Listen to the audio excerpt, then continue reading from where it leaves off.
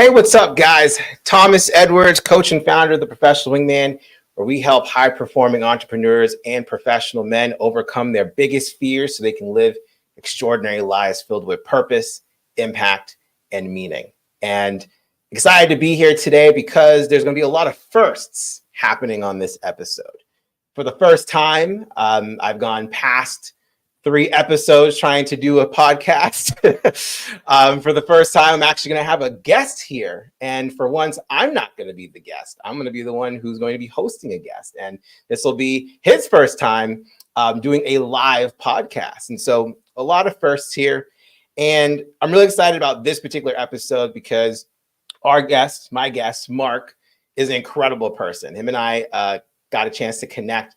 I think it was last week or 2 weeks ago, and the vibe was just instant. We were introduced by a mutual friend that we both respect and appreciate, and he just knew that bringing us together would, the way I like to say, would rock the world, so to speak, by our collision. And I'm just really excited to have another conversation with him and share that conversation with you guys. And so if you are live and you want to ask Mark questions or ask me questions about the topic today, feel free to. We are live here on Facebook, we're on YouTube, we're on X. And so hopefully you can see this. And I'm just really excited. And so before without further ado, I'm going to bring on Mark on stage. And before I do, I'm going to read a little bit about him so you know just who he is. So Mark is the COO of Pacific Shores Recovery, and he holds a Bachelor of Science in International Business with a minor in Finance. And he earned his business degree while studying abroad at Cambridge University in the UK. And he received his bachelor's at Cal State. And he holds multiple certifications in strategic intervention, hypnotherapy, and other niche fields within the addiction community. Mark's life's purpose is to help create an environment that heals the soul at a core level, and found his home at Pacific Shores in 2004, which is 20 years ago. Happy anniversary, bro. And, he can be found interacting with every client to ensure their maximum growth while at Pacific Shores. He is also the author of a book that came out not too long ago called The Recovery Way: How to Heal from Any Addiction and Start Enjoying Life Again. My man, what's up? Good to see you, bro. What an intro. I feel like it's like Oprah, like we're going to start throwing stuff out. You get a book. You get a book. I love it, man. Well, in a true wingman fashion, I like to be everyone else's hype man, so I'm glad you appreciated it. But I wanted to thank you for being the inaugural guest on this podcast and just being willing to share your story, bro. Absolutely. I mean, it's funny because for the longest time, I had no idea what my purpose was. And I struggled with purpose because I thought you get one shot at this life. If you choose the wrong purpose, you're screwed. And so that led to, I don't know if we'll go there today, but it led down. I mean, I talk about it in the book, but led down this deep, dark hole of depression and suicide and all sorts of stuff. And it took a while for me. But once I figured out that one of the top things is purpose is seasonal. I didn't know that. I thought you're locked in. And so once I got permission from myself of, hey, it's seasonal, whatever it is this season, go all in on it. And if you want to change it, you change it. And that took the pressure off. And then once I found, so I have 2 purposes in life this season, what I tell people, and it's been actually a 20-year season for both. One of them is my wife and kids. My purpose is to provide for them, to protect them, and to prepare them for this world. So I love that. I put family first above everything else, and I commingle family with everything. So when people say, like, what's your job like? What's your work like? I'm like, I wake up on Mondays excited to come to my second purpose, which is helping people heal at a soulful, spiritual, emotional, mental, like all the levels mixed together of whatever's holding them back. And so I'm a 7-day-a-week kind of guy. I'm with my family 7 days a week, with work 7 days a week. And I have found a way to blend it all it's a purpose-driven life. Yeah, I love that, man. And you and I, this is part of the reason why you and I, mesh so well, because we talk about family a lot being kind of the focus of our lives, and then going out and healing the world, so to speak, right? And the ways that we do it. And being a person in recovery and you working hands on with people in recovery, there's just a lot of similarities. But I want to go back to what you said before. Two things. One was purpose being seasonal. I totally agree.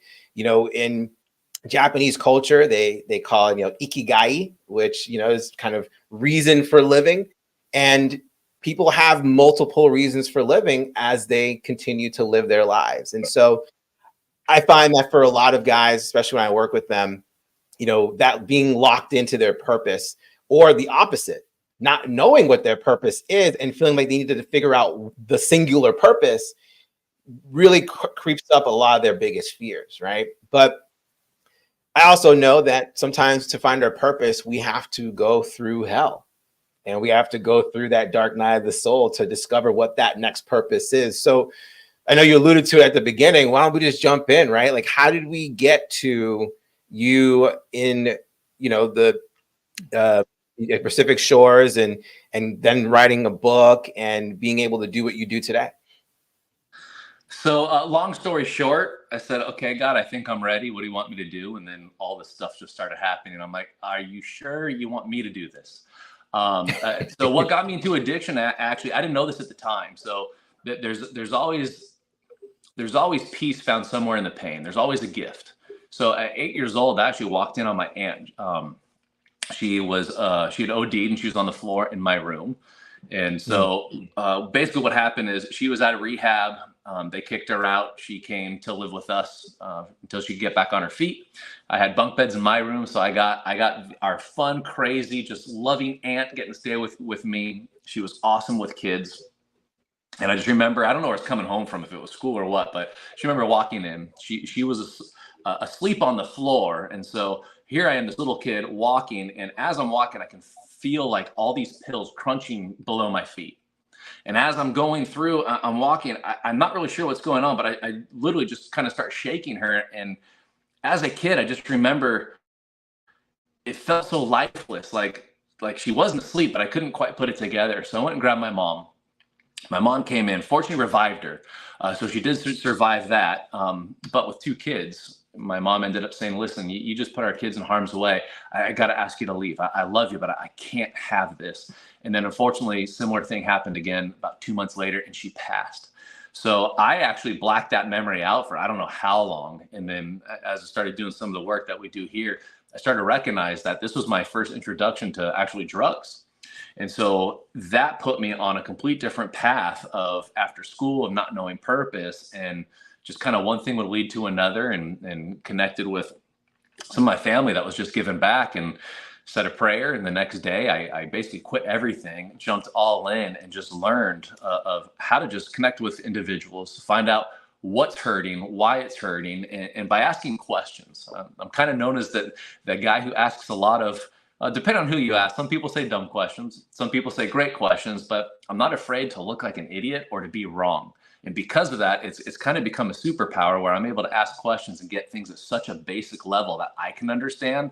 I tell people I learned best at about a fourth grade level. So if we can dumb it down to that fourth grade level, I'm like, I actually understand this. What if we add this, try this? And then I go and I try it with some of our clients. It works. And we try bringing it into the center. It works. And then that's kind of what led to this after 20 years of trial and error, finding out what works, why it works, how it works, and saying, guys, here are the tools. The tools are ahead of you. All you got to do is apply and do the work. I love this. I've heard this story before, right? And it always catches me in those moments where, you're walking into a room at 8 years old and a family member is literally ODing, right? Being pushed out of the house because it's not safe, right? Being exposed to these things, going through your own, kind of trial and error period, and then stumbling across this idea that, wait, maybe I'm here to do this for other people, to help people not be exposed to that kind of thing, right? And so one of the things he said I really appreciate is that you're not afraid to be wrong. You're not, afraid of essentially making a fool of yourself. Where did that come from? How did you get to that level where? And I know for people who are watching this or will be watching this later on, one of the deepest fears is failure, right? And so how did you get to that point where that matters not so much in your world now? So from a lot of being wrong, from a lot of failure. You know, it's so funny. It seems like we spend the first portion of our life like afraid of all these things, and when you look at it from just a basic standpoint, it's fight or flight. Yeah. So once I began to recognize it and realize from studying psychology and different things of going, wait, we're hardwired this way, and it's protected us to make sure generations continue to go on and on and on over, hundreds of thousands of years. So when I recognized this, I'm like, okay, I'm not messed up. I'm not the one with all this crap. This is actually hardwired into my DNA. So Mm, let me test this theory. And it comes back to being okay with being wrong. What if my thinking's wrong?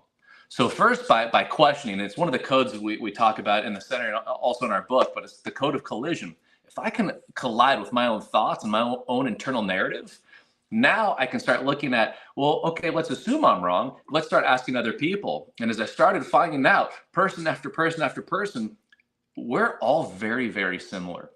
yeah. We all like in the experience and in full transparency, when we first came on, my first experience was like, oh crap, okay, he looks so cool, what if I don't look cool? Okay, he's going to ask good questions, what if I mess up? And so I'm out of the experience. Mm-hmm. And this is human nature. Anytime we're always looking at our perspective of what the other person might think of us. So when I give myself permission to go, okay, maybe I totally bombed this thing. Maybe I'm terrible, never get asked back, but I want to connect with this individual. So regardless of what the outcome is, be here now, be okay to look stupid, to be wrong, and to continue learning. And as I started just speaking openly about this, person after person is like, bro, me too. Like, I'm Yeah. terrified you're going to judge me. And I'm like, the crazy thing is I am judging you, but I'm still okay with it. And you're judging me. And we're human. So what if we just allowed each other to be human? And when we do screw up, we just say, hey, I think I blew it back here. Can you help walk me through and run me through? And it creates such this beautiful spiritual connection. And once we're okay with being wrong, now I don't have this belief that I have to be perfect, because I'm human. We're not going to be perfect. And I Yep. have permission to live life authentically of how I want to and what makes me happy. And it's such a freeing way to live. Yeah, I totally agree. You know, one of my good friends, he would always say, don't believe everything you think. Right. And I think that's so true. And, you know, when I work with my guys, and you and I have experience with different personal development programs, you know, to go in and challenge the story, right? That's running that moment or running your life, and finding proof and evidence that it's not true, and breaking that down and replacing it and learning from that experience. It accelerates your, you know, belief in yourself, and it accelerates your growth. And I think the best way to get over failure is to be willing to fail and actually experience failure, right? We've all experienced failure at some degree, some more than others, right? But over time, just like anything, we can become desensitized to it, and it becomes something of a strength for us. And you know, I love the willingness to, you know, part of the fear of failure is also kind of this idea that you're alone in the experience, and so it becomes easy to isolate, right? If you're struggling with addiction, that's one of the biggest symptoms you see, is people self-isolating, right? Not wanting to connect and be away from people. And part of that is, and this is from my personal experience, when I'm focused on seeing the differences in other people, that's the fast track for me of disconnection, right? I'm not going to be able to see how I can connect with an individual because of how they look, their background, what job they have, their success, right? Like how they talk. All these things are, if I look at them as differences, they become now these tools that I use to disconnect and isolate, right? And then when I find myself by myself, it's not a great place. But to focus and shift and seeing the similarities in people, that's what's really been kind of the crux of what I've seen go on in the world today, right? Is there's not a place or a position where we are allowed or are given permission to see the similarities in us as human beings. And when we do that, it just creates a palpable connection, you know? And one thing I've always appreciated about you right off the bat was that openness, right? Like your openness to connect. And I think if we have that, or at least a willingness to connect, it can help actually subside some of the internal fear around not being good enough, self-doubting yourself, or just feeling of screwing up. Yeah, and it is so interesting you bring that up because we're always right. That's the part that is so hard to grasp is when I come into a situation, whatever I see, that becomes my reality. So it's funny you bring this up. I still run some of the groups in our center. It's one of the highlights of my week. So I run 3 different groups, but this was just the other day, and I was sharing about perspective and how you are right when you literally create your own reality. And here's the experience that I shared. Years ago, it was raining. I'm in Southern California, Orange County, where it rains like I don't know, 3 days a year. Yeah. And it happened to be raining that one day. It was nice out. We go in, we have our groups, about a 2-hour session, some in-depth experiential stuff going on. We come out of it, we open the door, and it's raining. First person walks out and goes, "What the hell? I came to Southern California to get out of the rain. This is BS. Like basically today sucks." And no joke, less than a half a second later, the second person comes out, goes, "Guys, he's right. Come here. It's raining. Check it out. Look, there's a rainbow. Oh my gosh, we've been needing rain. We've been in this drought. Like, this is wonderful." And as I'm sitting there, like wrapping up, I'm sitting there going, "Oh my gosh, this is happening before my eyes. And where does this happen in my life where they're both right?" One person says it's raining, it sucks, it's the worst day. Other person goes, "Oh my gosh, it's raining, it's beautiful." And I always think of that double rainbow guy. "Oh, it's a double rainbow." But they're both right. And so the question for me is where can my thinking, my stories, my beliefs be off, and where are they creating pain? And if I'm able to release that perspective and say, okay, let's assume I'm wrong because right now my truth is creating pain and disconnect. If I'm able to say, is there another truth? What could I believe if I let this story go? What else could be out there? Could it actually begin to serve me and go from a pain to pleasure? And I think before we started the call, I shared with you another client was talking about being ghosted. And it was just this negative situation of, I can't believe I'm being ghosted. And we just switched the perspective to, well, what if you're not ghosted? What if this is actually, you got gifted and this person was not supposed to be in your life? And it was just that tiny little reframe. It's like, I'm not experiencing the pain I was just putting myself through. The actual ghosting or gifting was irrelevant.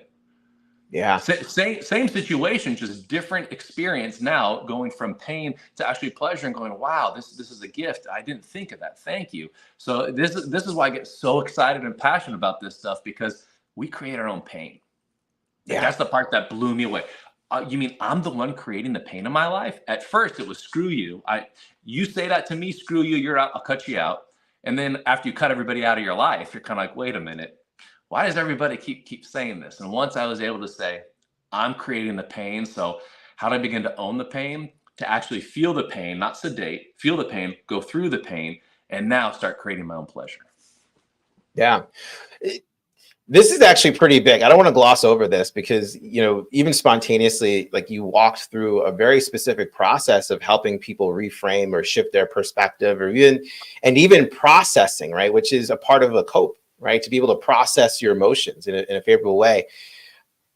I guess, man, there's so many great directions we can go into, but let's talk about the most relevant thing you said, recent thing you said, which is the feeling, right? And processing that.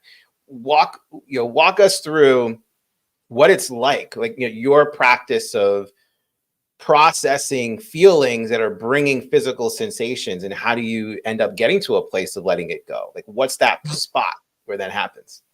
Yeah, well, that's one of the biggest issues is I don't know why we're so quick to self-diagnose ourselves of what I'm feeling I should not be feeling. Like this is wrong. So I'm going to run from pain. And this is just human nature. Once I understand it's not me doing this, I am hardwired this way because way back in the day, something was hunting me. And so when I heard something in the bushes, it was either kill or be killed. We still carry that with the reptilian part of the brain. So once I understand that, I don't have to go off of just rote reaction. Speaking of reaction, it's so funny because I heard this quote the other day, and some quotes just hit you. You're kind of like, wow, that I don't think they realize what they just said. But one of the guys in one of my men's group, we check in every week. He's like, I'm just getting so pissed off. Like I'm just reacting to other people's reactions. And I thought, that's how we get so disconnected. When I'm Mm. not there and not able to hear, I'm reacting off of their reaction.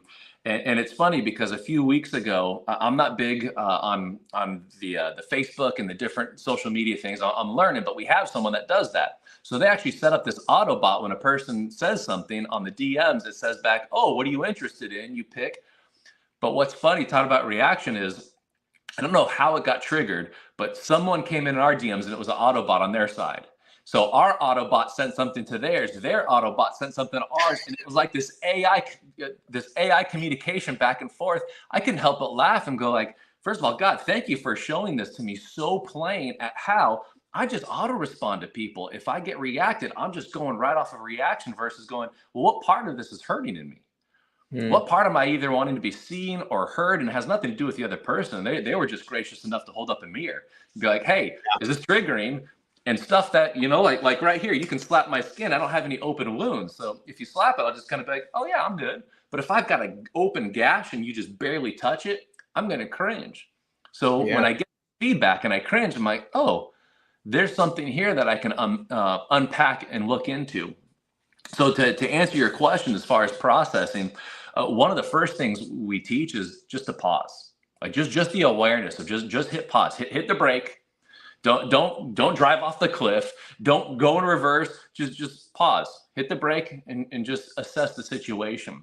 One of the other things we do here, which it's so funny how simple this stuff is, but how it's so counterintuitive, is I call it external processing. Mm. I'm sure they call it something else in the world of psychology, but of actually just speaking out loud like you and I are right now. So let's say if you said something that pissed me off, I'd just be like, oh, shoot, I'm noticing I'm a little triggered by this. Did I do something or say? So you just literally, your thoughts, you just bring out and process through. And what I've found is, number one, it shows I'm owning my feelings. I'm trying to figure it out. But also, two, the other thing, I found people give you grace.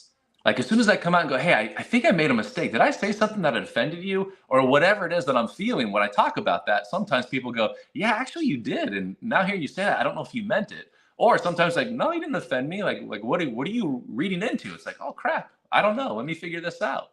So the goal of awareness and pausing and then external processing, it allows us to feel without sedating and pulling out of the experience. This is so good. I mean, guys, if there's anything you can take away from this that's going to level up your mental health for whatever type of performance you want to increase in your life, the awareness and the pause will do that. That pause that Mark's talking about is the difference between intention and reaction. And we were talking about reacting to the reaction, right? Like it becomes a chain reaction. It's literally why it's called that, right? Because the reaction is being based on a previous reaction and it continues to flow. We have families, right? And so if someone is in a really bad mood, that if you're not aware and you're not protecting yourself can cause a chain reaction of that mood spreading throughout the house, right? It doesn't matter who's in the bad mood. Could be could be our wives, could be our kids, makes no difference, right? And so having the awareness to stop and assess what's going on from an objective point of view before getting into the external processing is so key. But inside of that, you also said something that was really powerful, which is personal accountability, right? Ownership of the feelings, right? This is another like abyss that I think a lot of people avoid. And I think a lot of it's unintentional. I don't think they intentionally want to not take personal responsibility. I know there's people who do that intentionally, but I think it comes down to a lack of awareness of realizing, oh, I can own these feelings, which means I can change them. Was there like a time in your life where it clicked and you decided, you know what? I can't allow myself to be affected by someone else's stuff. I have an opportunity to change how I show up. So one of the cool things is, and I don't know if I'll ever master it, but it is removing the meaning of right or wrong, should or shouldn't. So there's still times where I go full reaction. I wish I could be like, oh, look at me levitate. I'm perfect. But no, I'm human. So when I do, it's kind of like, oh, okay, here it is. So by removing the should or shouldn't, the question I like to ask myself is this creating pain? Like, is it serving me or is it creating pain? If I'm in the moment and it's serving me, I go, oh, okay. If it's creating pain, then I want to check myself. And there's something interesting. So I've learned this over the years is the ego only tends to come up when it's hurt. It is like when my ego is healthy, it's not popping up. It only comes up when it's hurt or challenged. And that's the part where it's like, oh, okay, ego's coming out now. It must be hurting. What is it needing from me? And so this is the part that gets a little crazy. But we do a lot of work in here is actually having this conversation with ourselves. So when the ego comes up, it's kind of like, hey, you can call yours whatever you want. Mine, I found out my name is Hal. My ego that likes to make fun of me and do a lot of stuff. Hal. And so when I first started identifying this, the first word that came up, it was Hal. And one of the interesting things is I was such man, back in the days when I was a boyfriend, I was terrible. Like looking back, I'm like, okay, I got a lot of amends to make. And so ownership was part of it, but of looking, it's no coincidence that it's Hal. And someone's like, oh yeah, Shallow Hal. I remember that movie where he just cared about girls' looks. And I'm like, whoa, our unconscious has a very gentle way of saying, here's what you need. And it'll make sense when you're ready for it. So a lot of it is just recognizing when the ego pops up, just kind of being like, hey, bud, what do you need? Like, what do you need in this moment? What do you need from me to feel safe? Because I know it has nothing to do with my wife being frustrated at me or my kids. It has to do with something that I'm not okay with myself. Yeah. Yeah. And I think when you really kind of take, you hear the phrase, everything is your fault, right? And it's so easy to take that negatively. And not everything is your fault. There's just some things that you are actually a real victim to. And I use that word very carefully because there's actual real victimization that happens in the world. And I think there's a difference between being a victim and then being victimized. I think you can't choose being victimized. There are times when you can choose being a victim. Because it's the perception, it's the story that we've been talking about, right? And so if someone is in that victimhood and they're starting to feel helpless and hopeless, or you were talking about earlier in this conversation about, in our nervous system, the fight or flight response, right? If someone doesn't, or let's say they are not in either situation, maybe they're in freeze, right? They can't make a move. What would be a way to, one, cope with that feeling, but two, find a process that can help them get out of freeze and move into an action that serves them? Oh man, that is such a good question. This part, I'm hopeful this is going to help a lot of people. So check this out, because this hits so close to home. So we all have traumatic experiences. Now, some way harsher than others. I won't go into my whole trauma story, but for the longest time, I lived in a state of trauma.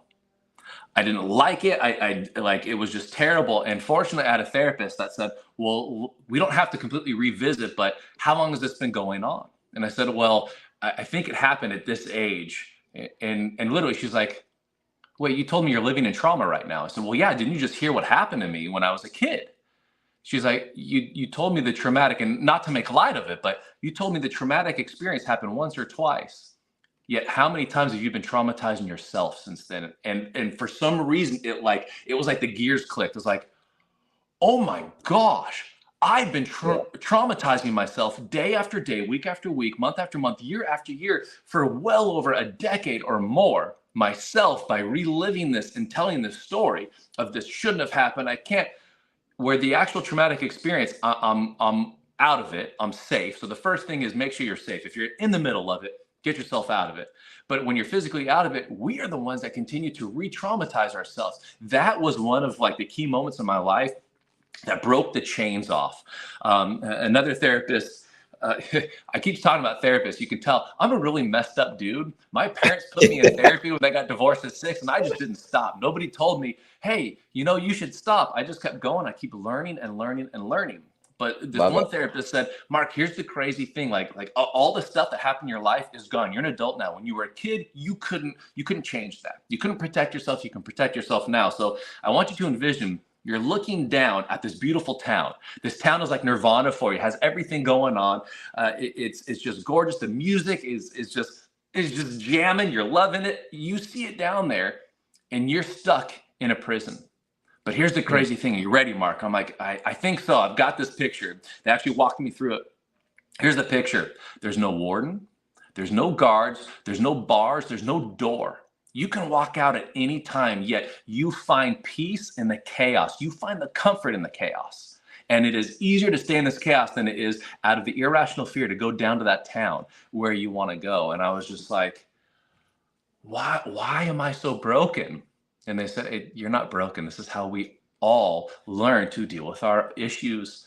It's easier to blame than it is to own. You said ownership. I call it ownership.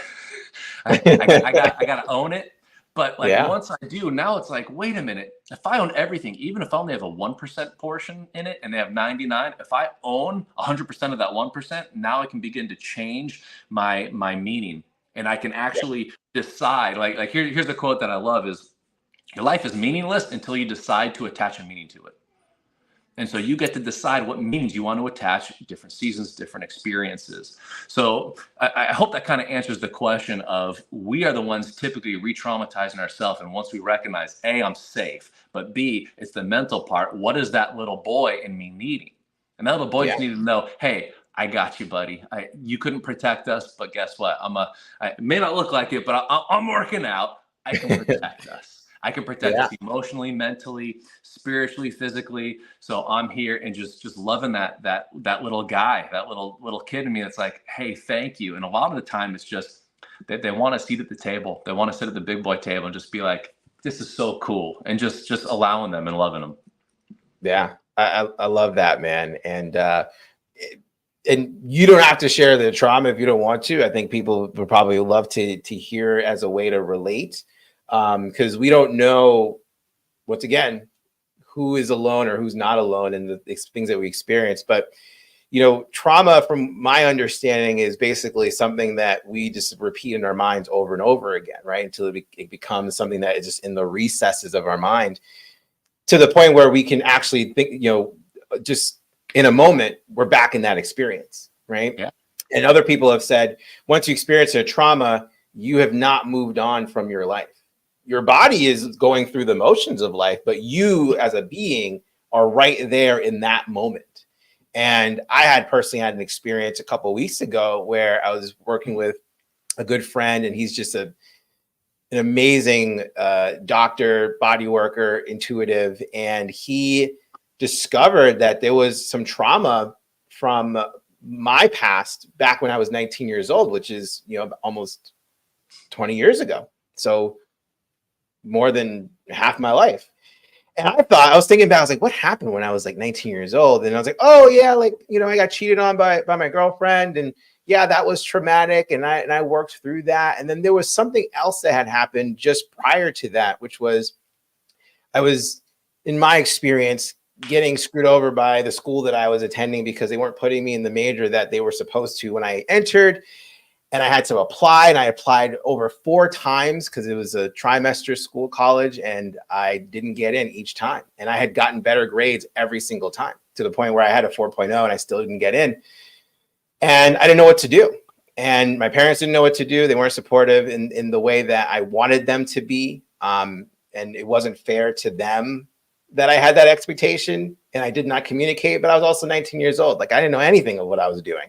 I thought I was going to marry this girl, right? So that gives you an idea of where my mind was at. And, I felt, when those things happened back to back, I felt alone. I felt abandoned. I felt, but the bigger thing, the deeper thing that I discovered, which now makes sense why it was a trauma that I had carried with me for 20 years, is the story that I had created that caused the trauma was no one believed in me.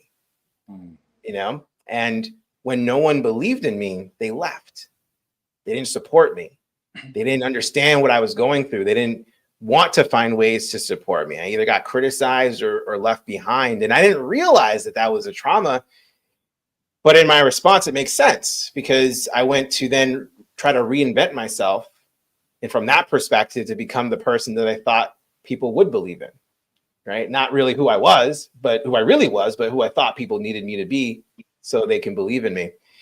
And when I had that realization, that epiphany, everything just exploded. It felt like the room just became disheveled, because I finally had a chance to process that thing that had kept me back for 20 years. Right. And it was all just about fear and realizing that I don't need anyone else to believe in me. I need to believe in me. I know God believes in me. Right. That's it. Me and God. That's all I need. And so it created this huge freedom for me. And I'm sure, I hope people who are watching, may have had a similar experience where, typically some type of abandonment, some type of maybe even physical trauma where it just keeps them where they are. Having tools like you just explained, Mark, makes it's a huge shift, and it can change someone's life, And so I wanted to share because what you said really resonated with me, being able to pull that up. And now I don't have to replay that anymore. I didn't even know it was there to even replay, but it was so embedded, and I stuffed it down. So I just really appreciate that. Well, yeah, and that's human nature is again going back to the experience that we should or shouldn't have is I shouldn't feel pain, and so that is what leads a lot of times to the addiction.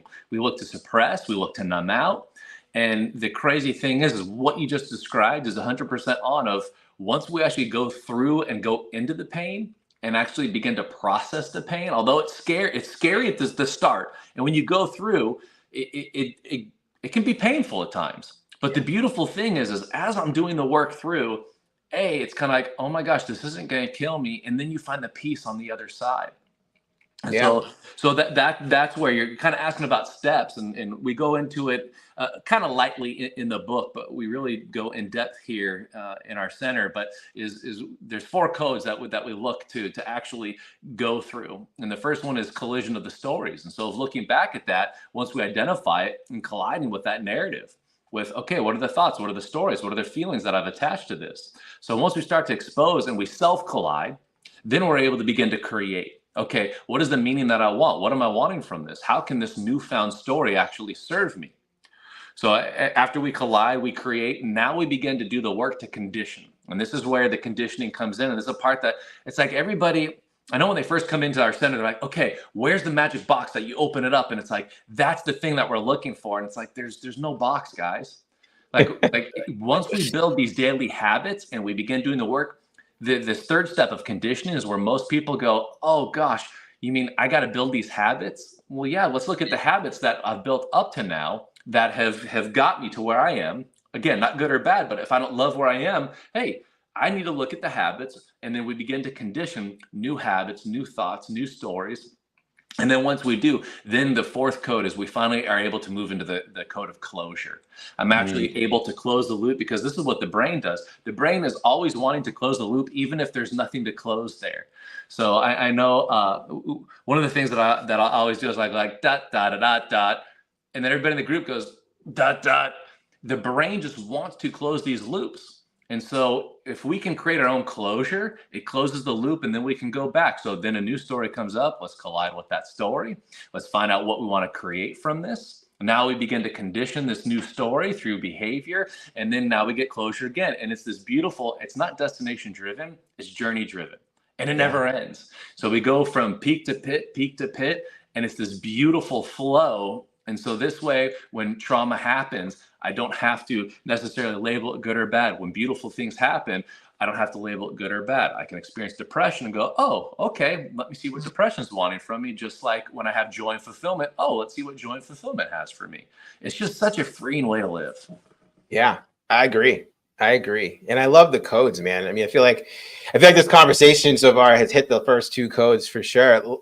I'd love to, I love the idea of habits, right? Because that's where, the foot hits the road, so to speak, right? And so maybe there's someone here, or there's people here who are wondering, like, what are some signature habits that's going to help with being more mentally fit, right? And being able to withstand setback, challenges, potential trauma.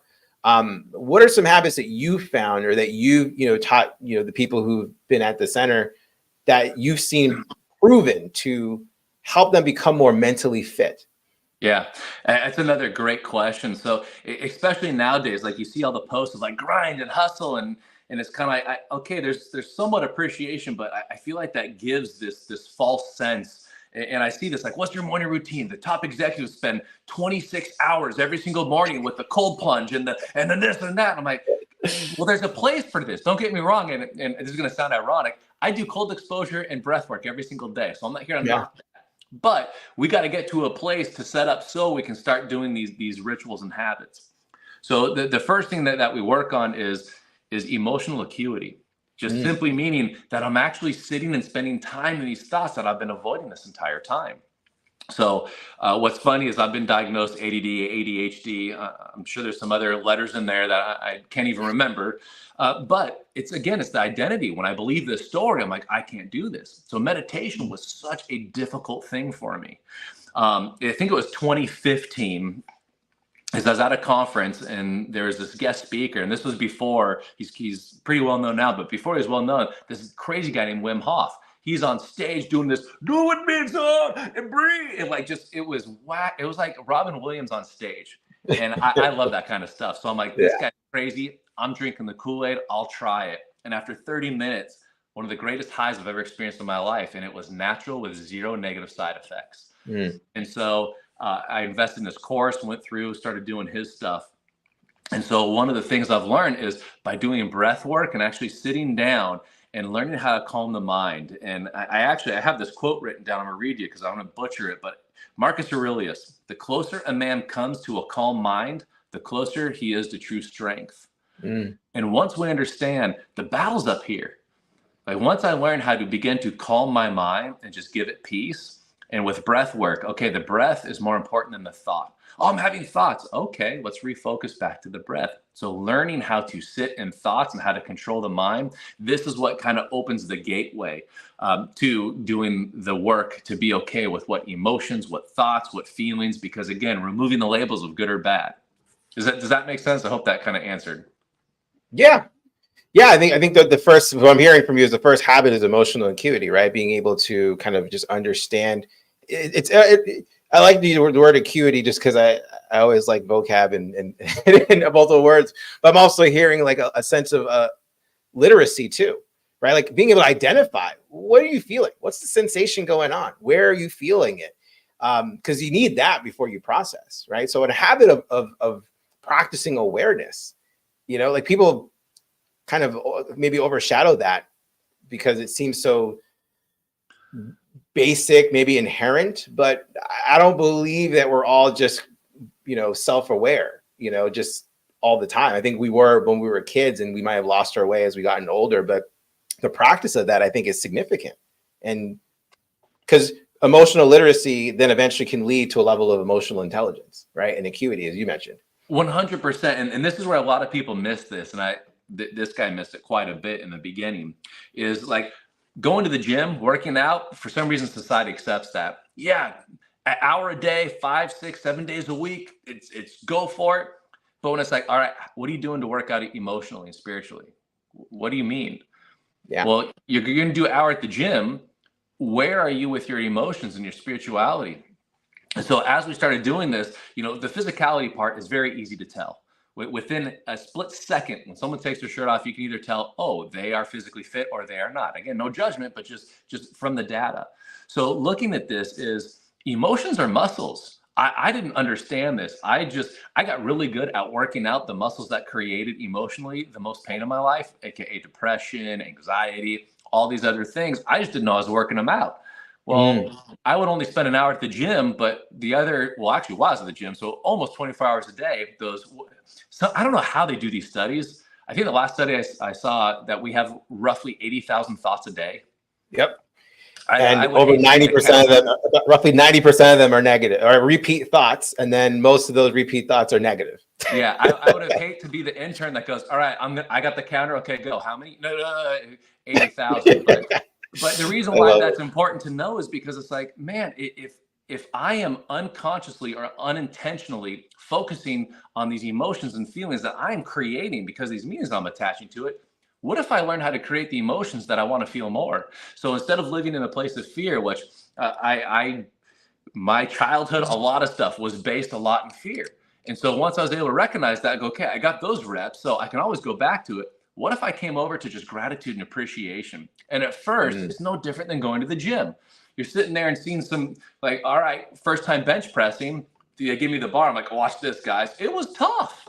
It was only Yeah. 45 pounds. But I'm like, oh gosh, now the stories, look how I look like a weakling idiot as opposed to, guys, my first day. Now throw on a couple plates, no problem. Same thing emotionally. Gratitude, appreciation at first. It's like, oh, this feels so fake. This feels weird. Like, I don't appreciate nothing. But then as you start doing more and more emotional reps, part of the habitual, part of the conditioning every single morning, I go through a process. I choose about 7 to 10 emotions I want to experience. I go full in now, where I actually picture something that happened in the past. Or here's the cool thing about memories, you can create them in the future. So I Mm-hmm. either go in the past or in the future, and I sink into it. And there's some of humility. So I happen to be Christian. And so one of the things that I love doing is I actually will go back in time and I'll be one of the disciples washing Christ's feet. And I feel that I won't associate too much because I'll probably start crying, but like, I just feel this beautiful sense of humility and my creator, like, I love you. And yes, you're worthy to do this. I also go to pure ecstasy, and I won't tell you what it is, but it has to do with my wife and some of our highlight moments. I play that reel and I'm like, oh, this is beautiful. Now, guess what? If I do this every day, it took a couple of months, but after some time, my wife would come in, sweetie, I'm so frustrated. And I'm just like, I love you. But Yeah. you didn't do this. Yeah, I'm an idiot. I know. I just love you. And it's like love melts everything else away, anxiety, depression. And so by that conditioning, not overnight, but after a couple 100,000 reps, it's like, wow, this is my new emotional gravity. But because I did the work. Yeah. I love that. Right. Two habits right there. Right.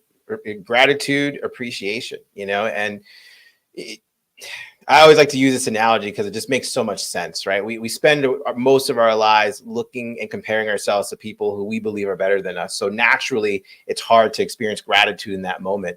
But if you were to walk down the street and see, transients or those who are houseless or people who just look ragged, it feels weird to say and experience gratitude from that place because you're like, man, I'm so glad I'm better off than that person. But sometimes, like, we need to have that visceral example to look at to see where gratitude can really come from, right? And I think ultimately it comes down from also thinking about your absolute reference point, not your immediate reference point, right? Like, there might have been a time. So, for example, for me, being sober 5+ years, there was a time where I was not sober and my life was a mess, right? And I can easily look at yesterday and find something wrong with yesterday, but I can go back and 5+ years ago and say, man, look how far I've come.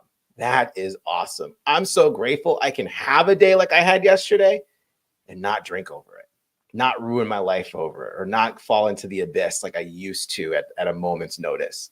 And like you said, it's a muscle. Like I work with my clients, it's all about fitness, right? Physical fitness, mental fitness, spiritual fitness. And I define fitness as the speed in which you're able to recover from setback, challenge, or trauma. And I see that if you can be fit, chances are you're going to be well, right? And so wellness is a very cool idea, but just because you feel well doesn't mean that you're fit. And I've seen that play out. So I love that you talk about the idea of mental/emotional fitness and then spiritual fitness, because you got to go into the mental gym. You got to go into the gym of feelings. You got to go to the gym of God or whatever your higher power is and work and get those workouts in, right? And you nailed it. It's, you don't work out and then check the mirror for if your six-pack is showing, right? Like, that it's going to be a process to get there. I did a crunch. Why isn't it there? Yeah, why isn't it there, right? And you're pinching and you're looking to see it, it's there. It's just going to take some time to hit the surface, right? And so it's called lag time.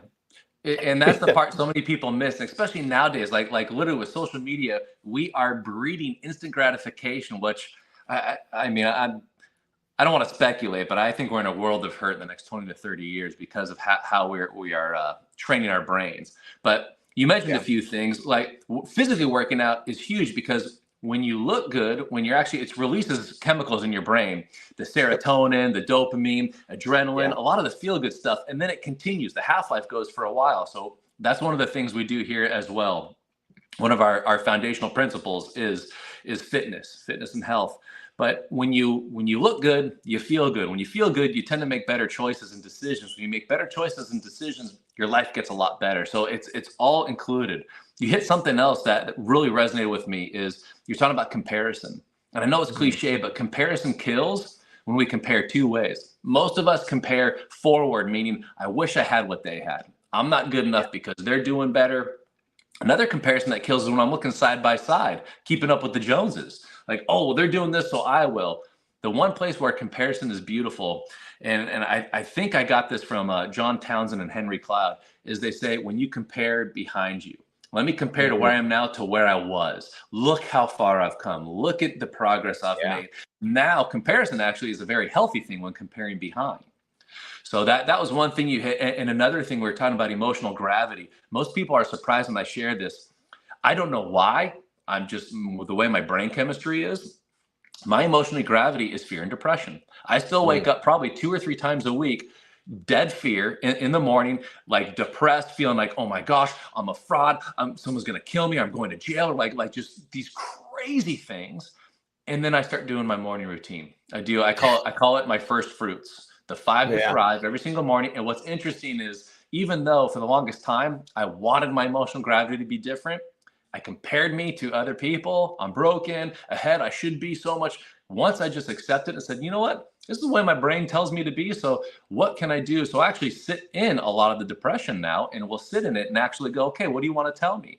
And I actually just ran a guy yesterday through this process. It was about a 45-minute process. Obviously, won't go over it here, but I went through it, and by having this conversation with it, he came to the same realization, or similar to what mine was. My depression said, I just want a seat at the table. I don't want you to deny me. I don't want you to be ashamed of me. I want to sit next to love, to laughter. I want to be present in the house with a seat at the table. And it was like, I've never done that to you, bud. Like I've blasphemed you, I've cursed you, instead of saying, you actually protected me. Like, I don't think I'd still be here had I not been able to cope with depression. So now there's days, and it happened 2 weeks ago. It was a Tuesday. I still remember. It's about 1 o'clock. I had a ton of meetings scheduled. It hit, and I went ahead and I called the team and said, hey, cancel everything. Called my wife, said, honey, depression hit. I'm just going to come home. I'm okay. I don't want you to worry, but I'm just going to come home, just sit in bed and just kind of experience this. This is still new to me. I mean, this I've just kind of figured out over the last 2 or 3 years. But I did. We had a beautiful cry. We were able to commune with each other and talk. And then the depression goes, hey, that was it. I just wanted to be heard. And it went away. I was like, dang, this is so nice, instead of like it used to last weeks and weeks. So anyone listen, I just wanted to let you know, my emotional gravity is depression. Not right or wrong, but by actually doing the work, I don't know, probably 362 days out of the year, I go right to the place where I enjoy being, which is love, gratitude, different things. But there's still a few days every year where depression's like, nope, I got you. You're mine. We're hanging out. And instead of stuffing, sedating, ignoring, saying, you got it. Yeah. And I think I love this example, Mark, because I think it just proves that, you know, whether you're a top performer or an aspiring performer, or you're just a regular person, which I don't believe that actually exists in the world, but we all have embedded fears, you know, and there's a lot of things out there that, you know, we can kind of generalize, whether it's the fear of not being safe, the fear of not being enough, the fear of not being lovable, being the primary 3. But it just proves that fear doesn't necessarily go away. And so if you're trying to figure out, like, how do I get rid of fear, that might be a fool's errand for you. I think what this example that you gave, Mark, shows that there's a way to, as you would say in your words, collide with it, have the collision, have the conversation, let it have its space, and then watch it leave. And what I'm also hearing from you is the more you do that, the less it sticks around, right? And it's still there. Yeah. You know, and I think that's just super powerful, you know, and I know just as a high performing individual, our minds are crazy, right? Like I would say the ultra ego of a high achiever could lead to a form of addiction, right? Because 100%. the addiction of success and significance, right, and impact can easily transfer inversely the opposite way if you're not experiencing those things, like I did. We see that It's so often, that part of the brain that is so active, the genius. Yeah, right. So it makes sense that some of the geniuses that we've seen over the history of time had an addiction that they battled, right? And or did not battle, or just had in their lives, and they managed to get, find a way, or not, right? Like there's people who did not survive their addiction, but were still geniuses in their time. And so I wanted to just take a pause and just acknowledge that like, if you're trying to remove fear from your life, and you don't run like a spiritual program, it's just not going to happen. And so let's not do that. I think Mark's example is a great yeah, let's just not do that. I think Mark's example is a great example of what it means to be with it, so that way you can understand what it really is. Because when we don't face it, then we have no idea. We're just in our stories of what we think it is, and our stories are going to be worse than the reality. So of course we're going to run or suppress it or numb it or sedate ourselves from it. But if we take a moment to understand what it is, dare I say, become intimate with it, to know all its ins and outs and its own vulnerabilities. Fear has its own vulnerabilities, by the way, because they're your own, right? It's a version of you that's trying to tell you what it's afraid of, and if you can face it, like Mark said, I hear you. I see you. Okay, cool. I'm going to go back in the corner and I'll let you know when my next fear shows up. So we work with a lot of veterans too. That's something that probably, I don't know, 8 or 9 years ago, we felt it on our hearts. So we work with a lot of veterans, and you're talking about fear. This one guy said it the best I'd ever hear. One of the younger pups was talking about fear versus courage and absence of fear. And he was highly decorated. I don't know how many tours he ended up doing, but he goes, listen, he goes, fear is pissing your pants when you're in battle. He goes, courage is learning how to fight with wet pants. And I remember when I heard that, I'm like, that's right. Courage is in the absence of fear. It's acknowledging it and still doing what you're feeling called to do. Yeah. So the other part too, that is, I don't feel enough people are being really raw and vulnerable. Like you see all the flexing. We were talking about it a little bit before we jumped on here. Of like the people showing, like when you see people reels and different things, like the best of, as opposed to, that's why I'm so open. I'm like, oh, I still battle depression. Like I think I will till the day I die, but I've learned how to actually commune and have a relationship with it, as opposed to, oh, look at me killing it, all this other stuff. Like, yeah, we all want this life, but I have yet to meet a person, and I've traveled the world quite extensively, that doesn't have any dark sides or doesn't have any failures. Like I haven't seen it yet. And one of the things you said is our stories. We always play the worst case. Our imaginations are wonderful when it comes to worst case scenario.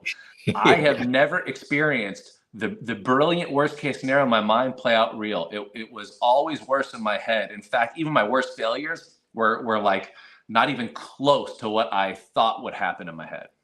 Yeah. And I think if you take an assessment and look at how many times you've thought of the worst case scenario and how many times it's played out, there might be close to a 0% chance that any of that has happened, And so, but I think what's also really cool is if you can see the worst case scenario and somehow find a way to be at peace with it, where you can see a tape play, a version or a timeline play out where eventually you're going to be okay. I think that's one of the ultimate tools you can have facing any situation you have, knowing that if you have the worst case scenario, down and taken care of, anything better than that, you're going to be more than okay. And so I love that, man. For those guys who joined midstream or towards the end, we're about to wrap up here. I'm here with Mark Manderson, who's the COO of Pacific Shores Recovery and author of The Recovery Way, How to Heal from Any Addiction and Start Enjoying a Life Again. This has been an awesome conversation. I'm so just grateful to just be able to chill and chat it up with you, man. Is there any last words you want to share with anyone? I'll rephrase and give a different question, right? Like let's say there's a younger person, right? Younger meaning younger than us, right? And they kind of asked you, Mark, what's your version of a design for living that can help me live a great life? How would you answer that? So I do think age does play into it, because when we're young, we're just trying to figure out. And so for younger viewers, I would say like 25 and younger, of just knowing everything you're thinking and feeling is totally normal. For some reason, we tend to think I'm broken, I'm different. No, ma'am, you're going through the same thing every other person goes through. When you speak about it openly, most people are honest and say, damn, me too. And then there's people that lie and go, oh, you're weird. I don't experience that. That's BS. So that would be the first part. And then for those kind of in the next season is really just get to know yourself. When we can, it's like, okay, I'm in the dark. Nobody's around. How do I want to be? How do I want to show up for me? And what's crazy is when I find my authentic self, I don't have to perform for anybody else. I actually attract the people. And we were talking about this before, of how like two peas in a pod. I was hoping you were still in LA, because I'm like, I will drive up today. Let's wrap. But it's like you begin to find these other people once you're your true authentic self. It's like when you are starved for something, it is so hard to find, and you're fighting for it. When you have an abundance of it, you don't need it, and it just keeps coming. So those are the two immediate thoughts that come up from that question. I love it, man. And those who are listening, I think those are spot on, so. Well, awesome, man. Like I said, I appreciate you being on here, man. Where can they find you? Promote your book. Let's give them what they need. It's right here. Come on down. I'll give you a copy. So there's a few places. You can go to our website. It's pacificshoresrecovery.com/book. It's a mouthful, or you can just go to Amazon and search it. So those are the two ways. Oh, there you go. Something. There you go, bro. I got you. I thought it was one of those, like, just you wish it and it happens. It's beautiful. Yes. Apparently click there and you can get yourself a copy. There you go. Awesome, man.